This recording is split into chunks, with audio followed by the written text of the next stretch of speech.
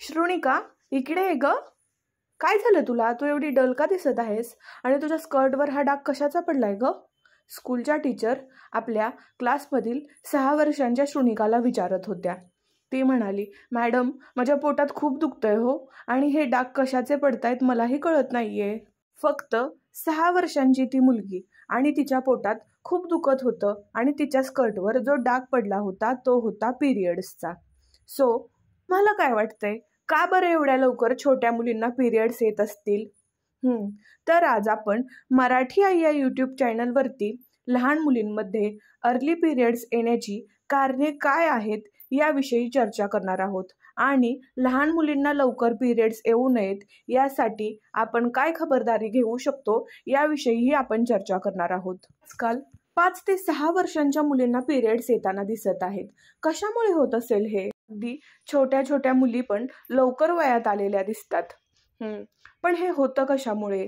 तर याची कारणे आपण बघणार आहोत. लवकर पिरियड्स येऊ नयेत म्हणून पालकांनी बरीच खबरदारी घ्यावी लागते. नाहीतर आजकाल लवकर पिरियड येणाऱ्या मुलींना PCOD, PCOS, थायरॉइड, डायबिटीज, पिशवीचे कॅन्सर अशा बऱ्याच आजारांना सामोरे जावं लागतं. लहान मुलींना मासिक पाळी येण्याचं अचूक वय काय आहे? तर वैज्ञानिक संशोधनानुसार आणि डॉक्टरच्या सल्ल्यानुसार लहान मुलींमध्ये 11 ते 15 वर्ष या वयात मासिक पाळी आली तर ते वय योग्य असं मानलं जातं. पण काही मुलींना शारीरिक अभावामुळे लवकर पाळी येते, तर काहींना उशिराने पाळी येते. लवकर पाळी येणं हे सुद्धा चुकीचं आहे, आणि उशिरा पाळी येणं हे सुद्धा चुकीचं आहे. ज्या काळातल्या मुलींना 11 ते 15 किंवा 16व्या वर्षीपर्यंत त्या वयात आल्या असं समजलं जायचं. तर त्यांचं खानपान, राहणीमान, हवा सगळं काही शुद्ध होतं. भले ते लोक पैशाने गरीब असतील, पण ते आरोग्याने आणि मनाने खूप श्रीमंत होते, आपल्यापेक्षाही खूप श्रीमंत. त्यामुळं तर ते लोक अजूनही एकदम धष्टपुष्ट आहेत. त्यांची एनर्जी लेवल, त्यांचं आरोग्य सगळं आपल्यापेक्षा खूप स्ट्रॉंग आहे.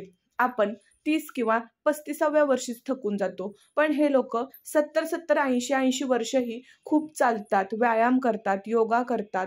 का तर त्यांचं खानपान, राहणीमान खूप श्रीमंत होतं. त्यावेळेला ते शुद्ध हवेत जगलेले आहेत. सेंद्रिय फळे भाज्या त्यांच्या खाण्यात आल्या आहेत. त्याचसोबत शुद्ध हवा, खानपान आणि राहणीमान या सगळ्या गोष्टींमुळेच त्यांच्यासोबत घडणाऱ्या सगळ्याच गोष्टी योग्य वयात घडत होत्या. पण आता असं काही घडत नाहीये. तर हे होतं कशामुळे हे आपण बघूया. सगळ्यात पहिली गोष्ट म्हणजे तुमच्या लहान मुलांच्या खाण्यात जे काही जंक फूड येतात, पॅकेट फूड येतात, चिप्स येतं, पिझ्झा बर्गर येतं, डेअरी प्रोडक्ट्स येतात, त्याचसोबत चायनीज आयटम येतात.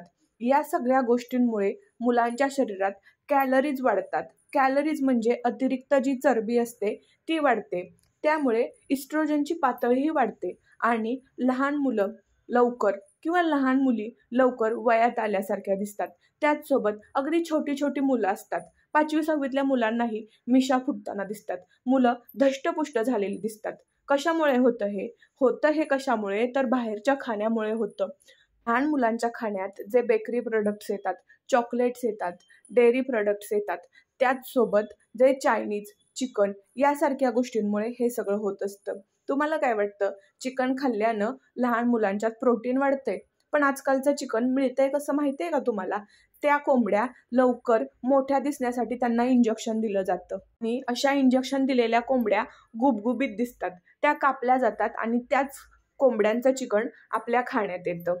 सोबत आपण जे चायनीज आयटम खातो त्याच्यामध्येही बऱ्याच साऱ्या केमिकल्सचा किंवा सॉसेसचा मारा केलेला असतो. याने काय होतं, आपल्या शरीरात अतिरिक्त जी चरबी असते किंवा कॅलरीज असतात त्या वाढत जातात, आणि त्यामुळे शरीरात इस्ट्रोजनची पातळी वाढते.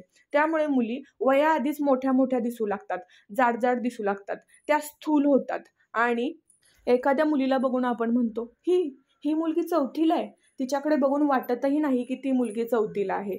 मग हे बाहेरच्या खाण्यापाण्यामुळे पण होत असेलच ना. त्याचसोबत आजकाल अगदी छोटी छोटी मुलं ड्रिंक स्मोक करताना दिसतात. मग पालकांना आपल्या मुलांवर लक्ष ठेवायला नको का? तुम्ही मुलांना हायफाय लाईफस्टाईल देताय, पण हायफाय लाईफस्टाईलमुळे त्यांचं शरीर, त्यांचं आरोग्य किती बिघडू शकतं माहिती आहे का तुम्हाला? एकतर आपण आजकालची जनरेशन एखादा किंवा दुसरा चान्स घेतो, पण त्यातही तुमचं मूल एवढं वाया गेलेलं असेल तर कसं बरं चालेल? जी छोटीशी नन्हीशी राजकुमारी एवढ्या लवकर वयात आली तर ती कशी दिसेल बरं? काळजी घ्यायला नको का? दुसरी गोष्ट म्हणजे पर्यावरणात होणारे बदल. आपण आजकाल काय करत आहोत? प्रत्येक गोष्टीत आपल्याला प्लास्टिकची पिशवी मिळत आहे किंवा प्लास्टिकच्या कॅन्स मिळत आहेत, प्लास्टिकच्या बॉटल्स मिळत आहेत. त्याने काय होतं की आपल्या शरीरामध्ये BPA खाण्यापाण्यातून किंवा त्या प्लास्टिकच्या माध्यमातून आपल्या शरीरापर्यंत ते प्लास्टिक पोचतं आणि आपल्या शरीरातला हार्मोनल संतुलन बिघडतं. यामुळेही मासिक पाळी लवकर येते. आजकाल बऱ्याच मुली फाउंडेशन, लिपस्टिक, काजळ, आयलायनरचा मारा आपल्या चेहऱ्यावर करताना दिसतात. का तर सुंदर दिसायचं असतं. पण तुमचं हे वय आहे का सुंदर दिसायचं? एवढ्या लहानपणी तुम्ही लिपस्टिक लावून, काजळ लावून काय करणार आहात? आई-वडिलांनी या गोष्टींकडे लक्ष द्यायला नको का?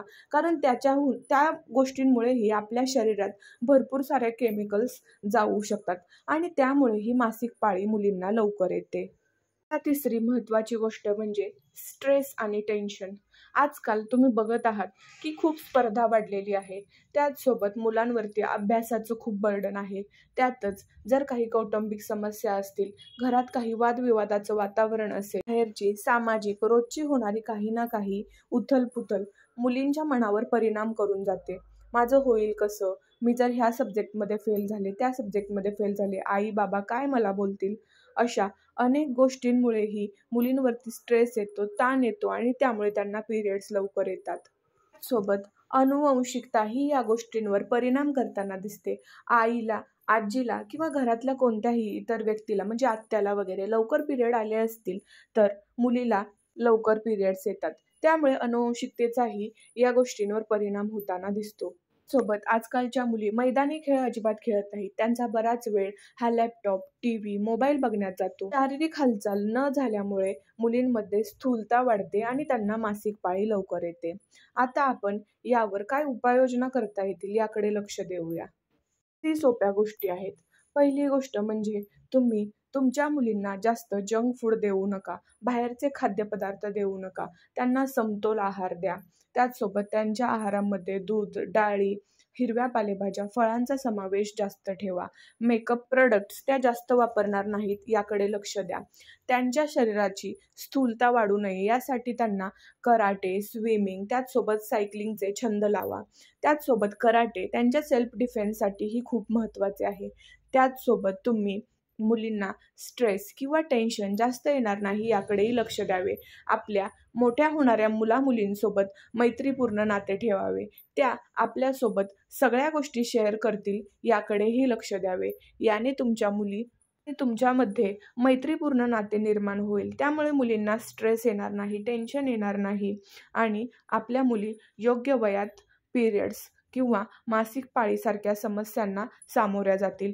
पुढे जाऊन त्यांना PCOD, IVF, PCOS अशा समस्यांना सामोरे जावं लागणार नाही. आजकाल तुम्ही तर बघत आहात IVF किंवा PCODचा रेट किती वाढला आहे. 100 पैकी 97 ते 98 महिला या IVF करताना दिसतात किंवा PCOD, थायरॉईडसारख्या समस्यांना सामोऱ्या जातात. हे त्यांच्या असंतुलित राहणीमानामुळे किंवा लाईफस्टाईलमुळे होत आहे. आशा आहे तुम्हाला ही नवीन व्हिडिओ आवडली असेल. Thank you.